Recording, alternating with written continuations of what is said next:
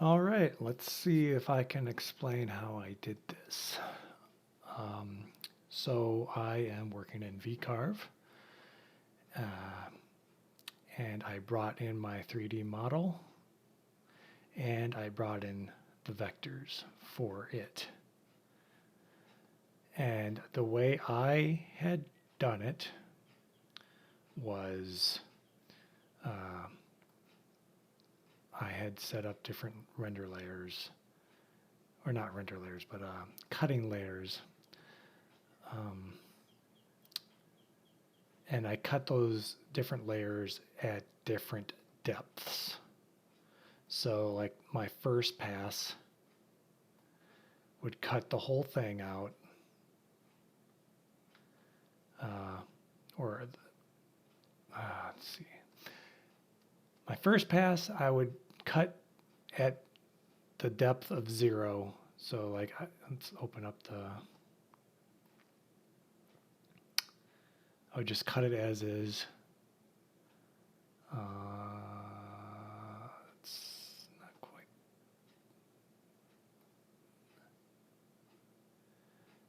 And then the next pass,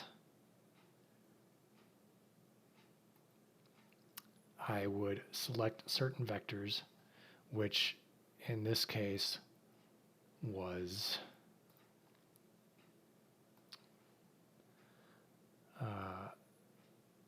this guy, which kind of just goes around right here, but it leaves out the stars, and then a little text backdrop. I select those two vectors, and I created a different pass, and that's what this pass is, and it only cuts out this section. And what I did was I cut it 2 millimeters deeper than the first pass.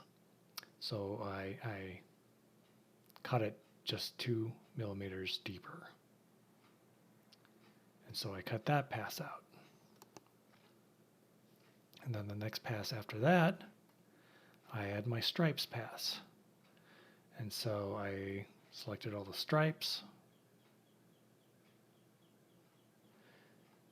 And then I created a cutting layer, and I cut deeper at a depth of 5 millimeters. Not sure why. I cut it at 5 instead of 4, just because I wanted to make the stripes stand out. And then I calculated that out. And then for a couple different passes, since I wanted to add more detail, or not more detail, but make it sharper, I guess, I then created vectors to, I guess, sharpen up the lines using a smaller bit. Let's see, where's a good example? Okay, so like around the text, I used a smaller bit to kind of get in the tighter spaces. And those vectors look more like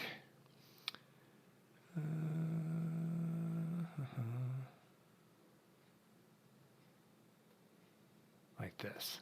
And so I just expanded the vectors, and I selected these two, and now the bit only runs between these two vectors. I did the same thing for the stripes, which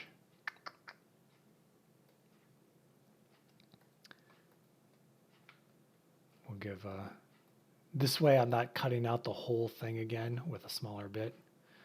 I'm just cutting around where the edges are.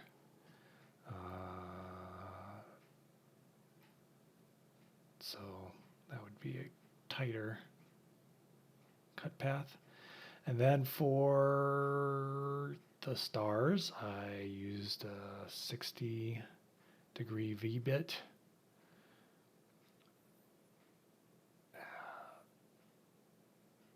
Which that should be pretty self-explanatory, I would think. I originally had it set to cut to a flat surface, but I think I switched that now to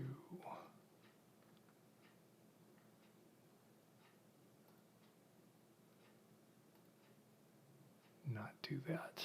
And so it's more of a diamond cut.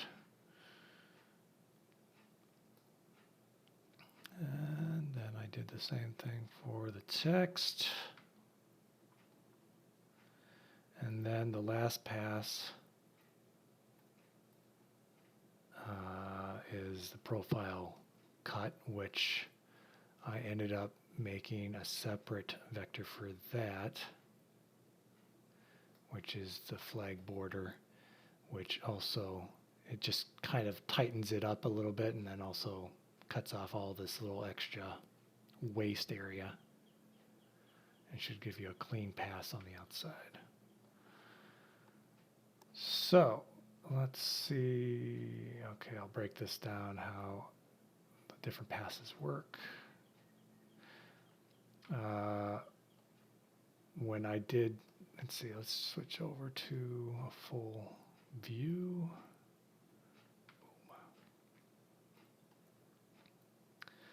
So I did do a border clearance cut, which more or less I felt that maybe some of the passes they would run into the wall, like the smaller bit, like my 1/8 bit would run into the wall if it wasn't cut, so I just put that in there. My roughing pass, then my top pass, which was everything, and then my second pass, which will be the text backdrop and the stars, the star square, and my stripes, and then for the star box cleanup, I don't know if it's going to show up here, but since it's using a smaller bit, it should be sharper.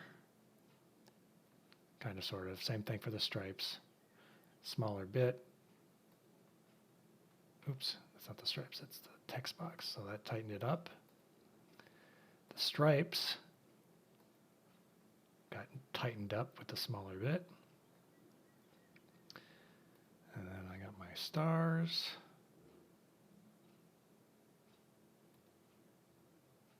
Text. And then fully cut it out. Okay, so that's the way I did it, right? But another way you could possibly do it would be, I'm sure your program probably has something like this, where bring in your model, right? And then you use the vectors as like clipping masks to set up your different, I guess, layers to the model. And so for this, I created a mask with this guy, the star. Come on, let's hide a bunch of hide all the other stuff. So I use this guy as a mask, along with, oops, I guess I turned it off, along with the We the People backdrop. So I used these two guys as a mask to create my separate layer level. And did that, let's see.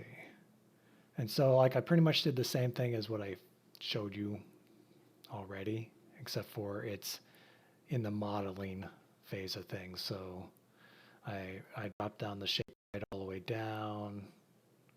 So it's using the same height as what it's already using. And then I just bumped down the base height to -2 from where it was. So this would be another way to do it if you wanted to do it through a 3D model, more or less like this. But I have a feeling that this could also produce like not the greatest result, kind of like how you said the 3D model didn't look crisp or great. So that's more or less how I created that 3D model, was by doing it this way. But I had exported that 3D model. So maybe if it was already pre-built, kind of like this, then maybe it would be fine. But